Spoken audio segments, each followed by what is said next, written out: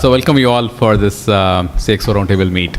You have to be nimble. I mean, you had no option, right? So for that 2.5 periods, you had to only move to a technological solution, whether it was Zoom or Teams or moving a whole physical way of life to an online model.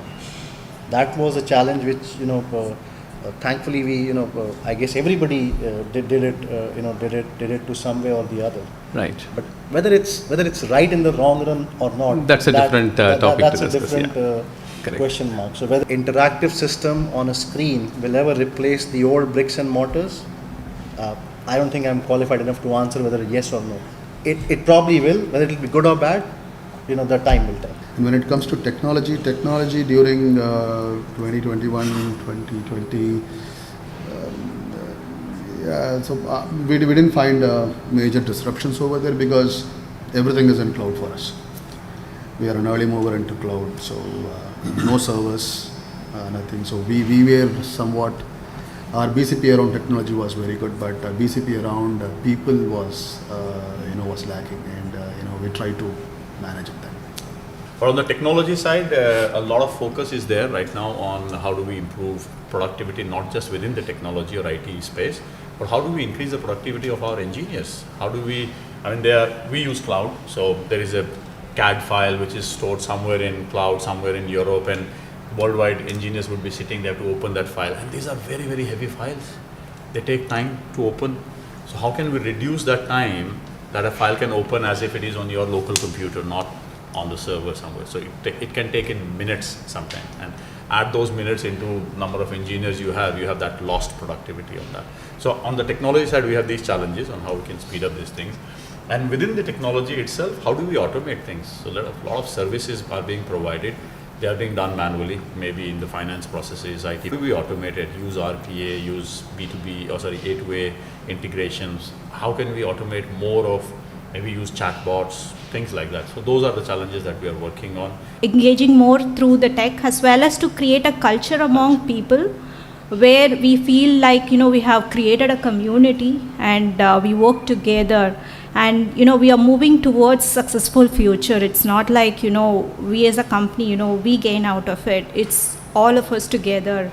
So that kind of an attitude has actually got them to work, for all of us. It's never for the company leaders. So India, it's about volumes. When you deploy a product in India, it's about volumes. So the product, it should be able to scale up to handle the volumes of Indian scenario. So we the customer, and we also give some freebies to the customer. Like we don't charge for whatever performance improvement we make. We deploy it free of cost to them. So the customers are really happy. We can give an experience to our customers is that we should have the right expertise to identify their problems. So that's our biggest focus. Resources that I have provided, or the services that I have provided, or the solutions that I'm developing for him. We do have a system by which we collect their feedback at the end of in the customer arena, and he gets that feedback regularly. And we have 3 or 4 different levels of meetings. What we are facing is just we have a gap between industry and academia. Whatever they read, everything, it's all theoretical. Whenever they are into the market, they are facing a lot of problems. So we thought of bridging the gap between industry and academia, and such that we are enhancing their own skill set, and we are creating expertise within which each and everyone have unique experience in understanding requirements. So a person should possess all the skills. So that is the area where he can have all these things together in a single place is their education. Right. SmartFlow is a solution which is helping all kind of organizations to enhance the customer experience, because with some of the leading cloud players like Microsoft in terms of we have helped few organizations in the last few months to migrate the billing to Tata Tele, and which could save costs on their Azure platforms to move the workloads on the Microsoft Azure, Microsoft 365, what they are currently using as well.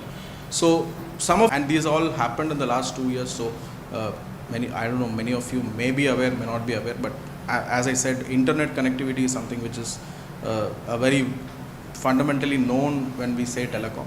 But these are some of the solutions in the last 2 years we have been able to accelerate and see a lot of adoption among our SME customers and the new gen companies as well. Market is challenging for every industry, it's for us as well. Well, we see the dynamicity of the market, demands, products, everything is keep on changing. Like as you mentioned, SD-WAN. Now what is SD-WAN? Is a software defined. We have been traditionally talking about normal MPLAs where hardware, machines, equipments will be there. Now we don't need all that. The example which you gave of the media company, it was basically about a company who the reporters are in remote villages. So every evening they have to upload the report so that it is printed on time. Time is the big element that we have here.